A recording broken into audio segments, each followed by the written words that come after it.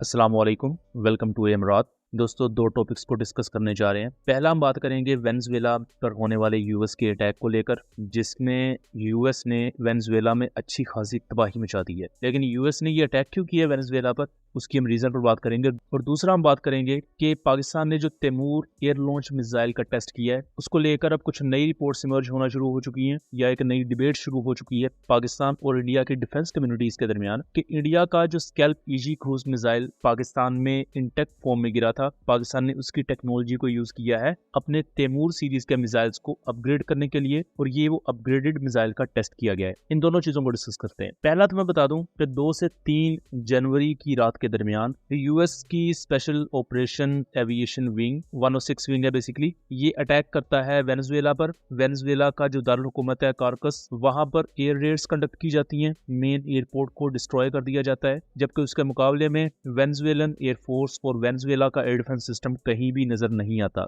यहाँ तक कि यूएस प्रेसिडेंट ये ऐलान कर देते हैं कि वेनेजुएला के प्रेसिडेंट मुदरू और उनकी वाइफ को गिरफ्तार कर लिया गया है, और एलिजिडली ये पिक्चर भी इस वक्त सोशल मीडिया पर वायरल हो रही है। ऑलमोस्ट मैं इसके बारे में 70% तक श्योर हूँ कि ये सही है पिक्चर, बट स्टिल 30% चांसेस हैं कि ये एआई जनरेटेड भी हो सकती है। वेनेजुएला एक historically pro Russia, pro communist या प्रो चाइना कंट्री समझा जाता रहा है, और चाइना इस वक्त लैटिन अमेरिकन स्टेट्स, जहां वेनेजुएला भी मौजूद है, वहां का सबसे बड़ा ऑयल ट्रेड पार्टनर है। ये चीज अमेरिका को तो कभी पसंद नहीं आएगी। इसी वजह से अमेरिका ने यहाँ ये कहा जी कि यहाँ से ड्रग्स वगैरह आती हैं मैक्सिको में, और मैक्सिको से आगे वो यूएस में स्मगल होती हैं। ये अमेरिका की नेशनल सिक्योरिटी के लिए खतरा है। और अब दे मार्च 4:30 अमेरिका ने एक अटैक कर दिया वेनेजुएला पर, और जिसमें एक्सपेक्टेड भी था कि वेनेजुएला इस अटैक को सर्वाइव नहीं कर सकेगा। बट चाइना यहाँ मानीफेस्ट तौर पर कम्प्लीटली खामोश है। चाइना क्यों खामोश है, इसको भी अभी उस तरह डिस्कस नहीं किया जा रहा, बिकॉज अभी ये पूरी सिचुएशन डेवलपिंग फेजेस में है। हो सकता है चाइना आने वाले कुछ घंटों में या कुछ दिनों में रिएक्ट करे, बिकॉज अभी ये अटैक हुआ है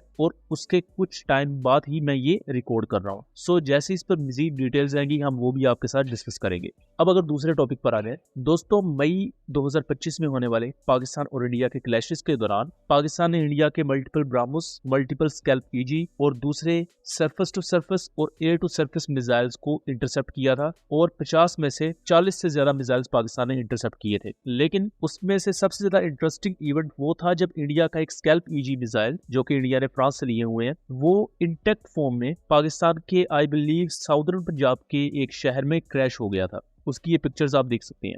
इवन दो कि इसका एयरफ्रेम डैमेज हुआ है, लेकिन उसके अंदर का जो वॉरहेड है और इंटरनल जो सिस्टम्स है वो काफी हद तक इंटेक्ट फॉर्म में आपको नजर आ रहे हैं। और इस मिसाइल को या इसके रैकेज को पाकिस्तान एयरफोर्स की टेक्निकल टीम की तरफ से अपनी कस्टडी में ले लिया गया था। पाकिस्तान ओब्वियसली इसको एग्जामिन करेगा। अब उसके बाद जनवरी 2025 में इस वाक़े के 6-7 माह बाद पाकिस्तान टेस्ट करता है Taimur air launch cruise missile का, जिसे पाकिस्तान कई माह पहले भी दुनिया के सामने अनवील कर चुका था, और ये पाकिस्तान एयरफोर्स की सर्विस में भी है। लेकिन टेस्ट 6-7 माह बाद ये क्यों किया गया, ये काफी ज्यादा दिलचस्प है। अब Taimur air launch cruise missile पर डिटेल्ड वीडियो हमने एमरात चैनल पर बनाई हुई है, उसका लिंक डिस्क्रिप्शन में दे दूंगा। उसमें हमने इसकी स्पेसिफिकेशंस को लेकर, ये कितना कैपेबल मिसाइल है और अभी भी क्यों सबसोनिक मिसाइल्स को यूज किया जा रहा है पूरी दुनिया में, उस तमाम चीजों को, उन तमाम एस्पेक्ट्स को डिस्कस किया है। तो उन चीजों को मैं यहाँ रिपीट नहीं करने वाला। यहाँ हम बेसिकली बात करेंगे कि ये जो डिबेट चल रही है कि पाकिस्तान ने इंडिया के उस इंटेक्ट स्कैल्प ईजी मिसाइल का यूज किया अपने तैमूर मिसाइल को अपग्रेड करने के लिए, या उसकी टेक्नोलॉजीज को यूज किया अपने तैमूर मिसाइल में, ये किस हद तक दुरुस्त है। इस चीज को मैं सिंपल अल्फाज में ये आपको समझाऊं कि पाकिस्तान के तैमूर मिसाइल की रेंज 600 किलोमीटर है, इसके एक्सपोर्ट वेरिएंट की रेंज 290 किलोमीटर है, जबकि जो स्कैल्प ईजी मिसाइल इंडिया को फ्रांस की तरफ से डिलीवर किया गया 2020 में, उसकी रेंज 270 से 290 किलोमीटर के दरमियान है। जबकि जो स्कैल्प ईजी का प्राइम वेरिएंट है, फ्रांस खुद यूज करता है और इटली, यूके जैसे कंट्रीज यूज करते हैं, उसकी रेंज है 560 किलोमीटर के दरमियान। स्टिल वो प्राइम वेरिएंट भी रेंज वाइज पाकिस्तान के तैमूर और रात क्रूज मिसाइल से इंफीरियर है। प्लस अगर वेट के लिहाज से भी देखा जाए तो तैमूर और रात क्रूज मिसाइल, इनका जो वेट है वो 1100 से 1200 केजी के दरमियान है, जो कि स्कैल्प ईजी क्रूज मिसाइल से हल्के हैं। जबकि स्कैल्प ईजी क्रूज मिसाइल का जो ग्रोस वेट है वो 1300 केजी से कुछ ज्यादा है। तो पेलोड वाइज भी देखा जाए और एक एयरक्राफ्ट पर जब इन्हें लोड किया जाएगा तो उसकी फटीग भी फाइटर एयरक्राफ्ट को कम होगी अगर इनका वेट कम है। तो उस लिहाज से भी देखा जाए तो तैमूर मिसाइल एक बेहतर ऑप्शन है एयर टू ग्राउंड मिसाइल की डोमेन में, जहां आपको रेंज ऑलमोस्ट डबल मिलती है प्लस लाइट वेट है। इसके साथ साथ इसमें आपको सेम वही गाइडेंस मोड मिलेंगे जो स्कैल्प ईजी में है। तो ये कहना कि पाकिस्तान ने कोई स्कैल्प ईजी की टेक्नोलॉजी उठा के तैमूर में लगाई और फिर तैमूर कैपेबल हुआ, ये इससे बड़ी बुलशिट बात नहीं हो सकती। तैमूर मिसाइल बेसिकली रात क्रूज मिसाइल का ही